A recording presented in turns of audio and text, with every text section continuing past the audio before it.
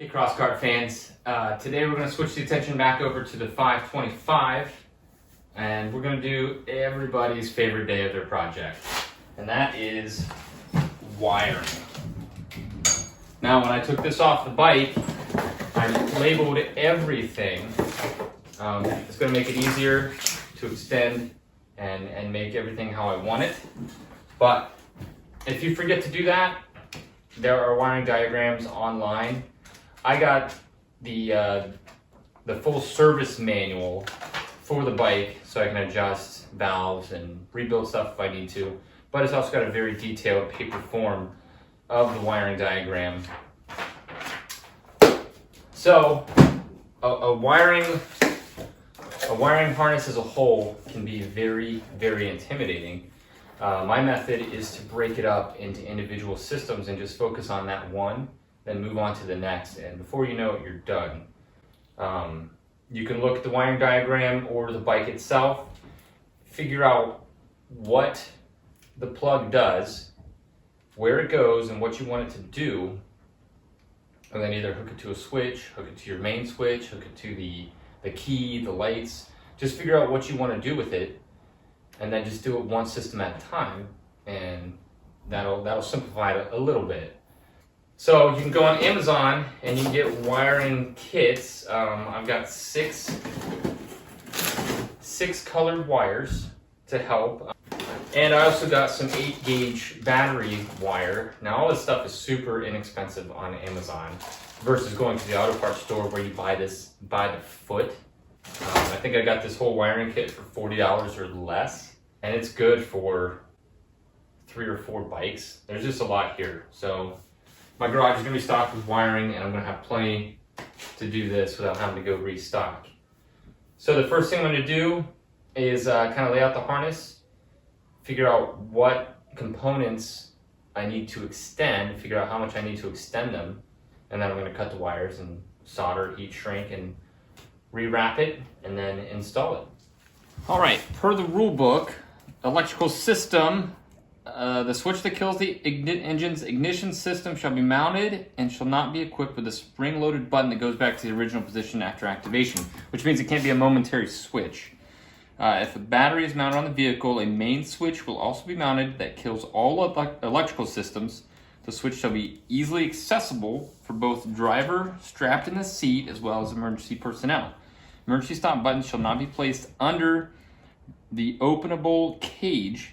It shall be placed for easy accessibility from the outside of the vehicle, so it means you can have one on the outside and one on the inside, just make them accessible.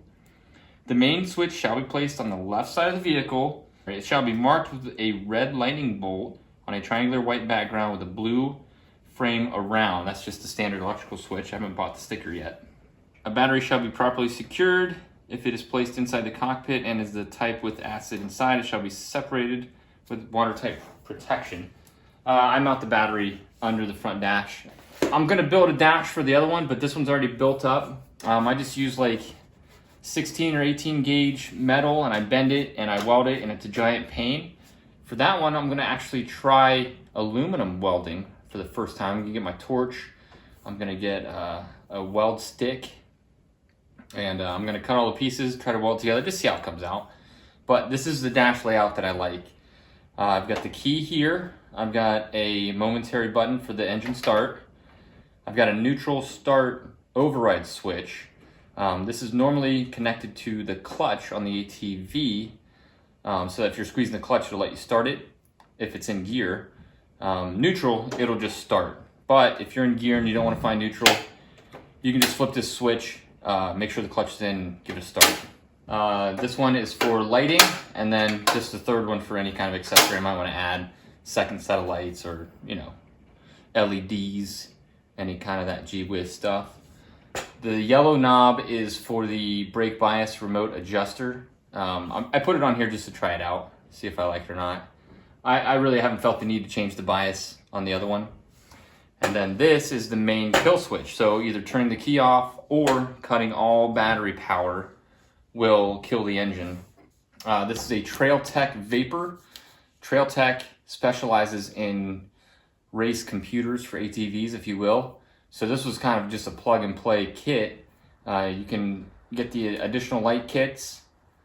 You can get a neutral light, a reverse light. I've got the lights and the oil temp. Now I like my wiring neat. I take my time with it and I make sure it's done right because you're only going to do it once. If you're in a hurry to get your buggy running and wired up, it's not going to be pretty, it's not going to be efficient, and you're just going to have to revisit it later. So I just try to do things right the first time so I don't have to deal with it. Now I leave a little gap on the entry side of the vehicle for the wire loom. And it can run down here. And then you have all of these bars and supports to attach the wires to so that they stay out of the way. A little electronics shelf can go in the back here that's away from the elements and easily accessible. It'll be behind the firewall. So basically just start at the engine, see what needs extended back here, find a center point for the main part of your harness. Like you can see everything comes together right at this section. So I'm going to take this section and I'm going to center it where I think it would be best on the vehicle. Figure out which end is the dash and which end is the engine. Then you can kind of lay it out. Then you can start plugging things in. Let's pick one specific section, run through the how to extend it, how to cut it, how to solder it, and get it the right length. All right, I know the lighting's bad on this side of the garage, so I hope you can see this. So off the motor, we only have 4 plugs plus the starter. We've got the rectifier stator wire coming off, which is coming off the stator, obviously. We've got the transmission switch that gives you your reverse notification, your neutral notification. And we've got a 4th one coming right off the carburetor here. Now this is a throttle position sensor. I'm guessing this is why this engine has so much doggone torque. It's got an accelerator pump. I'm sure it has variable timing. So I'm guessing this is going to be torquey down low and torquey up top. I'm super excited about this if you can't tell. So if you want, you can just go ahead and plug all of these back in. And you can see if we just left it here, it would be a mess. Before you cut anything, it's a good idea to have a layout in mind. That's what I'm doing right now. It's a very important step. Here you've got your tail light. It's already on a nice long piece.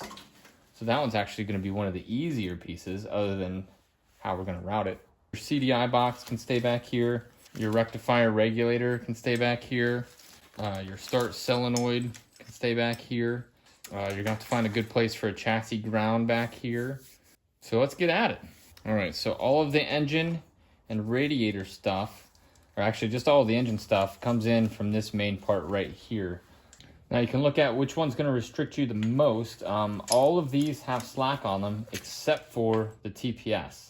And our second most limiting one is the starter cable, but we might be able to make that work. And then we can measure how much we need to extend the throttle position sensor. And since we're using wire, it's a good idea to just take some wire, route it how you think it would be nice. You can mark it, and then you know that's how much longer you need to make that harness. Then you can just take 3 similar colors, cut them all at the same length as this, and then you can take it in your house and solder it because it's really cold in the garage. All right, so here it is, the throttle position sensor. This is the one we're going to extend. I'm not going to walk you through every single one. I'll just show you maybe 1 or 2, and then you can figure out the process from there.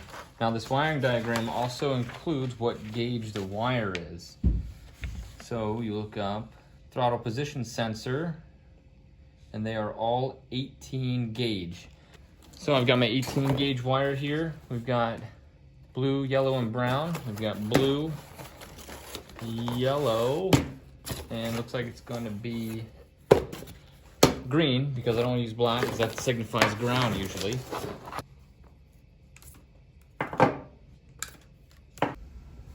All right, so now we've got our TPS here. We've got our 3 lengths cut. It's a 3-wire setup.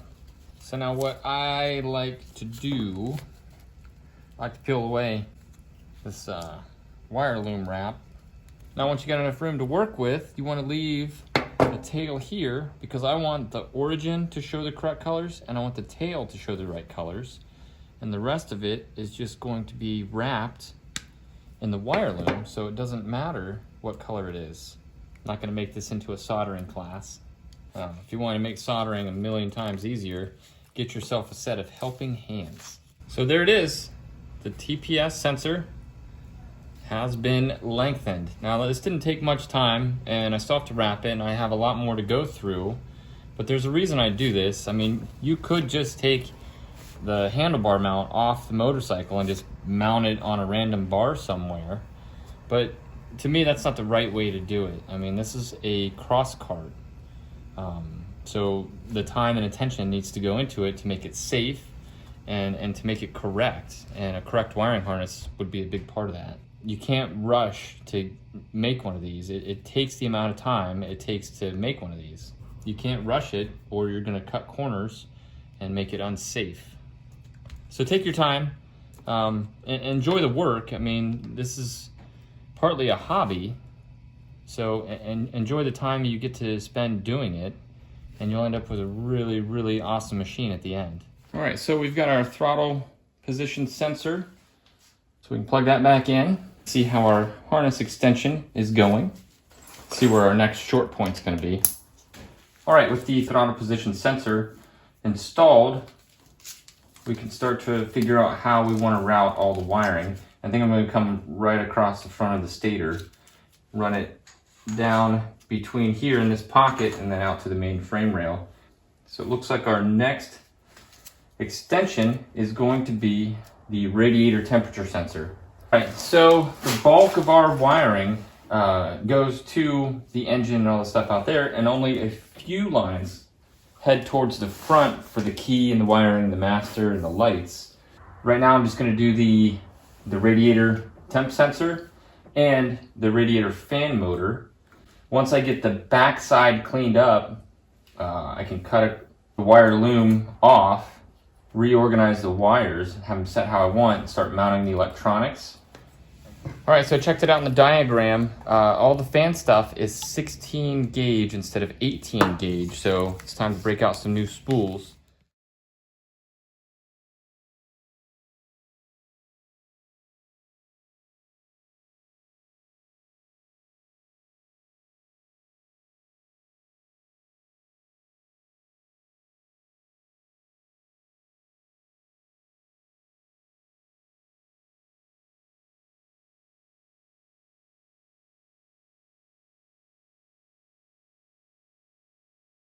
There's one more part of the harness extended. That wasn't too bad, was it? All right, so we've got the fan motor hooked up. We've got the extension running down. We've got the fan motor control switch hooked up. Got it running down. And I went ahead and routed all the wires. And look at what has presented itself. Look at this little pocket right here. Now, this is a great place to mount electronics. It's away from the exhaust, it's away from the radiator, it's away from the shift linkage, and you can still mount the motor with no issues of anything getting in the way. So I think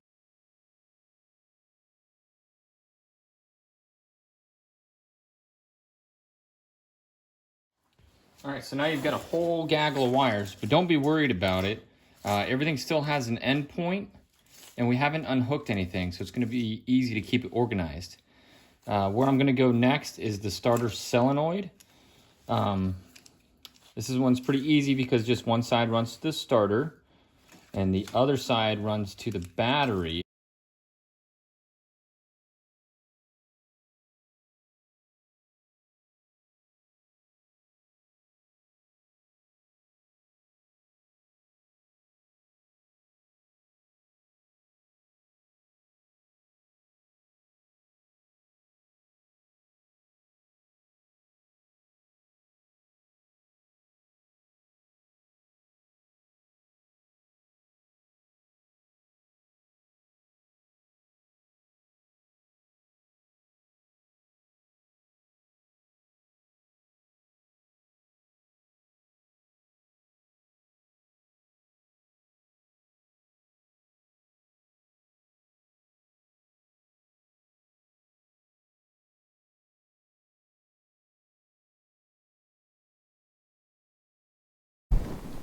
Alright, there was a lot of stop motion going on, but I hope you can see what I did. I basically just made a plate out of 3-inch flat bar, and it's spaced out so you can access your starter solenoid and your voltage regulator. And now I'm just going to figure out where I want to put it on this bar.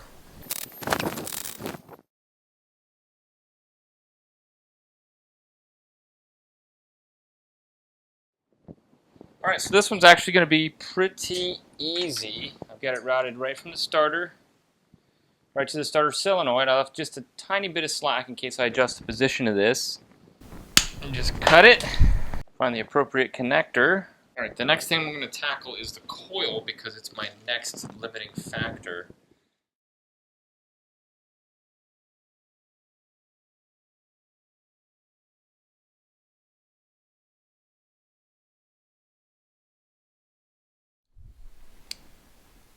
Alright, here's our bracket.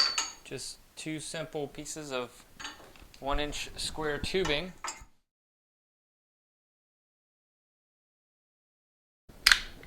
Wow, that turned out to be really, really easy. Let's see if we can get you a better view of it. It's simple, and it's running that wire perfectly. So then we have to route our CDI box somewhere that makes sense and will let us clean up all of our wires. I think right there, I don't think this is going to need its own plate. I think we can just screw it right into this support cross member.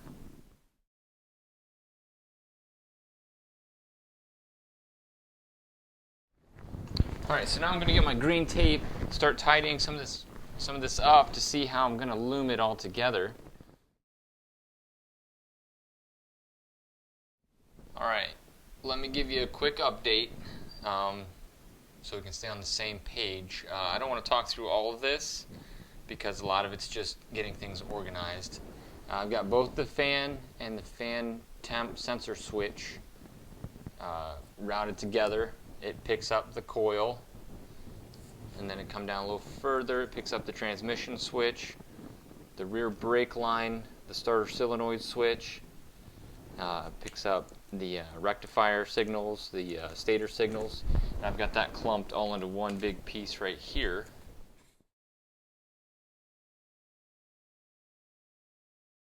Check that out. Nice and tidy. And it doesn't have to be done yet. We can adjust stuff. That's the beautiful thing about this frog tape, is that if you don't like something, you just rip it, put it where you want it, and retape it. There we go. So now it's time to extend the clutch safety switch. And we're going to run that to one of the switches up front. And I'll show you the wiring of a switch.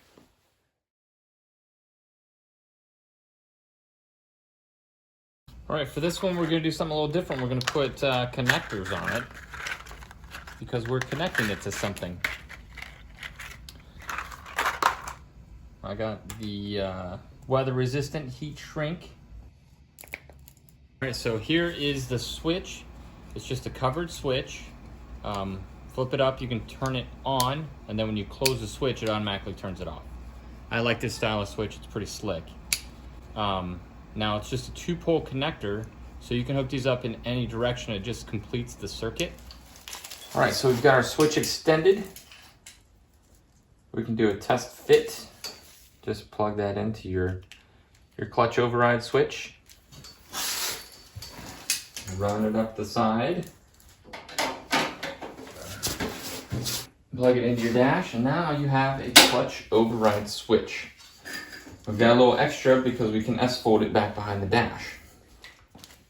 Alright, so now that the engine side of the harness is all done, I am going to try and reuse some of the old harness loom, and I got some new tape. So we'll get this buttoned up, that way we can pull it. This will all stay how we have it organized, and we can start extending to the front.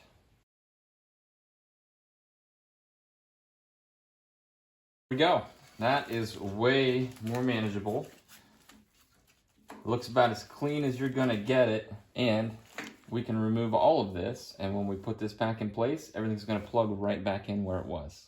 All right, so now on to the good stuff. What do you do with the start button? What do you do with the off run off switch. So let's eliminate the easy stuff first. I'm gonna cut these wires for the momentary switch for the start button, extend that out, and then we'll get to work on something else. All right, so here's our start switch. It's just a momentary switch.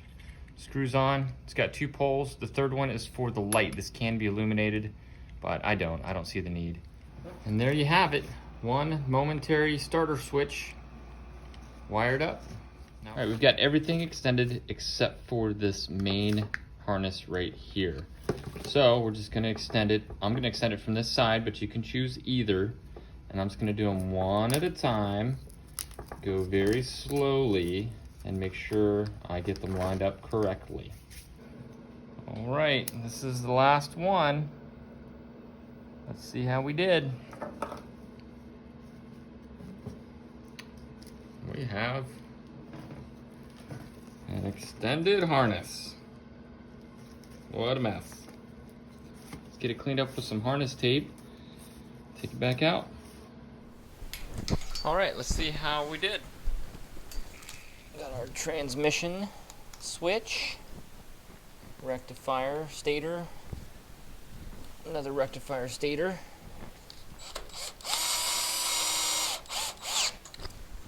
neutral start switch or clutch safety switch, starter solenoid, got our coil, got our throttle position sensor. This is the signal for the brake. It's going to come off that caliper. There we go, we got a nice tidy harness. Now this is the one we extended, so we'll bring that forward. Momentary starter switch. Good. We've got our harness going to the ignition switch. Alright, and look at this. Let's take our dash, plug it in. That's it. I guess next we need to mount the battery, because all this is useless unless you have power. So let's make a battery mount. Alright, for the battery, I like to keep it as simple as possible. Just some 1-inch angle iron.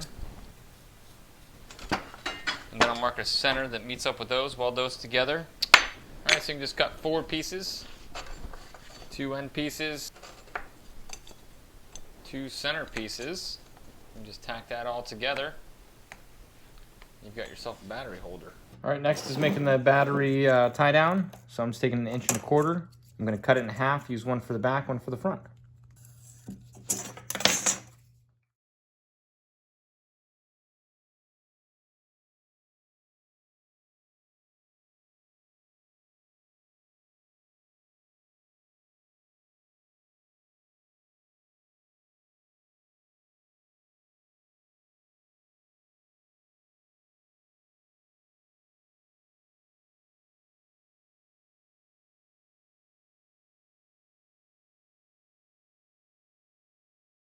So the next order of business is just running the ground. Just right on this crossbar would be nice. All right, next on the list is running our positive terminal over to our main switch.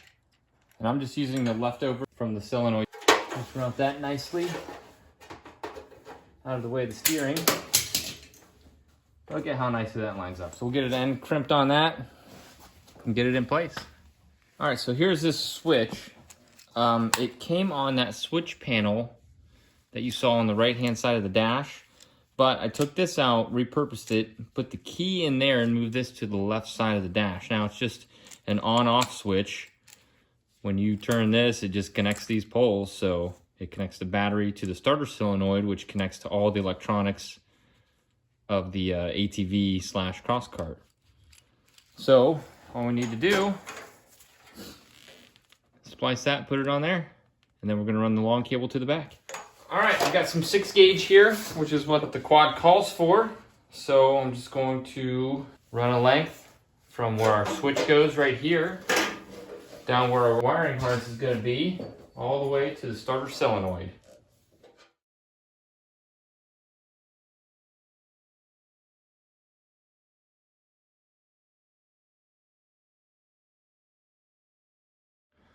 All right, so we got the ignition hooked up. We've got the main switch hooked up. We've got our wires kind of just taped in place and run along where we want them. We've got the starter solenoid hooked up, everything plugged in, starter's hooked up. Even though it's a little loose, but we're just gonna check it. We don't have any oil or gas or anything in this, so we're just gonna bump the starter, make sure it works.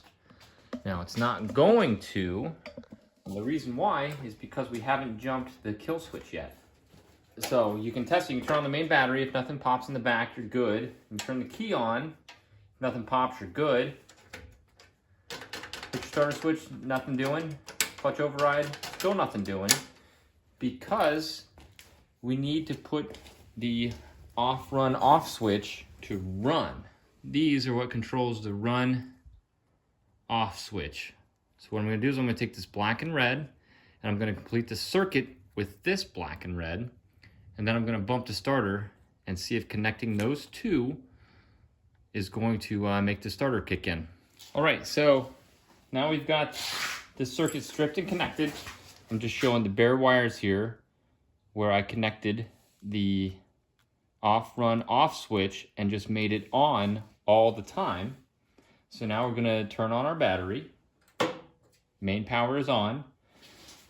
And we're gonna turn on the key. And we're gonna bump the starter, see if it goes. There we go.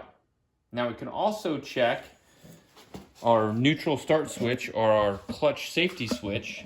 Obviously it's in neutral. So let's put it in gear. There we go. So now we're in first gear. Now we can bump the starter and we got nothing. So let's hit our neutral start switch or our clutch safety switch and we're golden. Make sure it doesn't start with the key off, nothing. Make sure it doesn't start with the main power switch off, nothing. So the main power switch has to be on.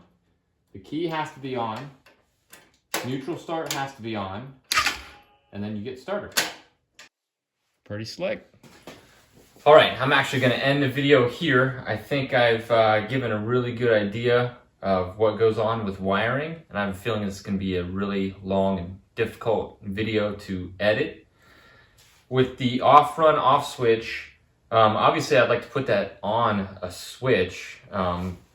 What I was thinking about is finding a 4-prong main power switch to where it flips on 2 different circuits instead of just the one. So I can have the main power on one side and then the off-run off switch on the other side.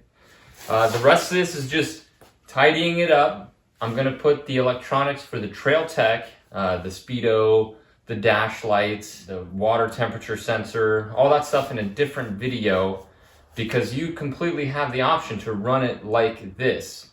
You can use the gauge panel lights that came with the quad and just mount them on the dash and not have a speedo and just have this basic layout. Or you can get the Trail Tech and have the speedo, the tack, the water temperature, and all the indicator lights. So I'll do that in a different video. I'm just gonna clean this up. As always, thank you guys for watching. I hope this is informative and it makes wiring more approachable.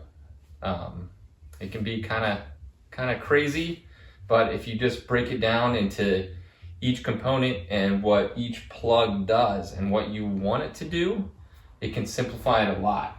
So I appreciate it.